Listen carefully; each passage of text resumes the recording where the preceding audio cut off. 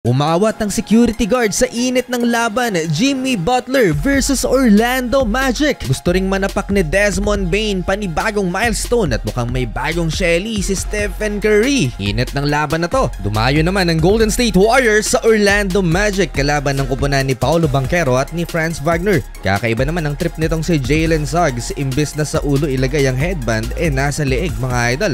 Race to 10 Desmond Bane 3-point basket and Stephen Curry sumagot din ng step back over Jalen Suggs. Masaya si Stephen Curry at nang totrol pa sa kalaban. Tingnan nyo to mga idol. Nauna ang Orlando Magic na makapagtala ng 10 points dahil sa free throws ni Desmond Bane. Ine-expect ng Orlando Magic na si Stephen Curry ang magte-take over sa first quarter pero hindi yun yung nangyari. Naging decoy lang si Steph at si Draymond Green ang hindi nila binantayan. Kaya dalawang 3-pointers wide open ang naitala kaagad ni Draymond. Not effective ang pag-blitz nila kay Stephen Curry. 3 out of 3 to start the game for Draymond Green. Nangyari ulit yan sa play na to kung saan dinoble team si Stephen Curry, nag-aantay lang ng help defense ng Magic si Stephen Curry sa kanya ipapasa. Eto, same action, dinoble team ulit si Stephen Curry pero wide open si Al Horford for another 3-pointer Warriors. Sa kabila ng magandang offense ng Golden State Warriors, sumagot naman ang mga role players ng Orlando Magic. Lamang ang home team sa height at marami silang slashers na kayang magbigay ng dissenting score inside the paint. Hindi gaano nagre-react ang depensa ng Golden State Warriors sa Orlando Magic kaya madalas and no contest ang nangyayari. Lamang ang Orlando Magic Stephen Curry to end the first quarter from the logo.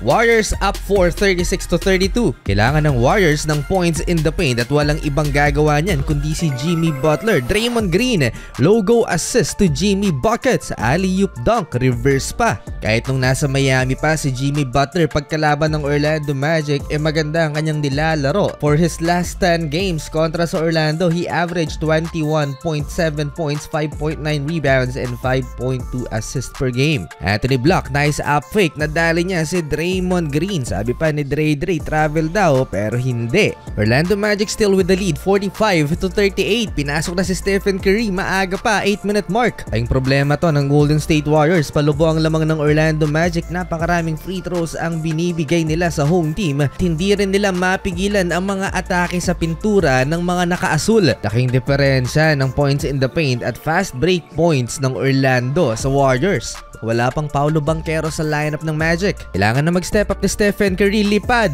si Jalen Suggs. 14 points for Steph, 59-50, 9-point Orlando lead. Flashback din noong February 27, 2025, nagtala sa Orlando ng 56 points si Stephen Curry with 12 3-pointers. Kailangan ulit gawin ni Stephen Curry yan sa game na to. Nagdagdag pa ng 2-3 si Stephen Curry. Nasampal pa siya sa pangalawa pero hindi tinawagan. From down 15, 6 na lang inahabol ng Warriors. 15-5 run for the Dub Nation. Stephen Curry panibagong milestone na naman matapos niyang lagpasan si Vince Carter for 22nd most points in NBA history. Lamang ng 7 points ang Orlando Magic, 67-60 end of first half. Steph Curry with a game high 22 points, 5 3-point basket, 70% sa field. Third quarter nang gigil si Jimmy Butler, no call sa contact play na to mga idol.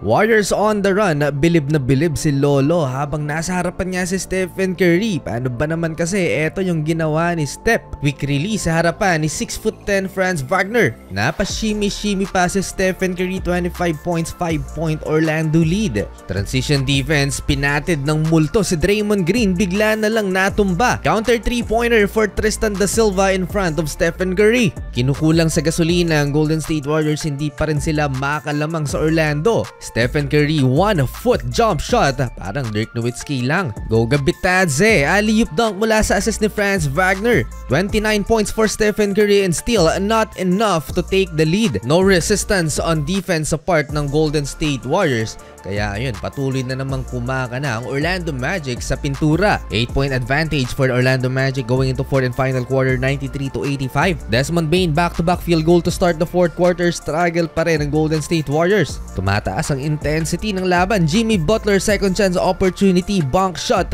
and Anthony Block with the transition dunk. And then sending in Black for the hammer. Lamang naman ng Orlando Magic pero itong si Desmond Bane pa ang may ganang manggulo mga idol. Pinoprovoke niya si Brandon Podziemski na magalit. Agad na pumagit na si Draymond Green para pahupain ang tensyon. Tuloy ang laban mga idol. Draymond fake handoff to cut the lead into 7, 103-96. Dunk after dunk. Jimmy Butler two-handed dunk. Dalawang dunks naman ng counter ng Orlando. Grabe yung team effort ng home team mga idol. 6 players ang nakapagtala ng double figure scoring at nangunguna pa ang bench player nilang si Anthony Black with 21 points. 60 points combined for Jimmy Butler and Stephen Curry pero hindi pa rin sapat yan para makalamang dito sa crunch time. Nagkaroon ng komosyon mga idol sa final 3 minutes involved si Jimmy Butler at si Jalen Suggs. Marami ang sumausaw, andyan si Wendell Carter Jr. na nakasagutan naman ni Draymond Green. Napaawat ang security guard ng arena. Nagsimula ang lahat sa sagutan ni Jimmy Butler at ni Jalen Suggs hanggang sa nag-escalate ang tensyon at napaawat ang coaching staff. Pinapakalma ng security ng Dubs itong si Jimmy Butler. Well, tuloy ang laban at hindi pa rin tapos si Jalen Suggs at si Jimmy Butler.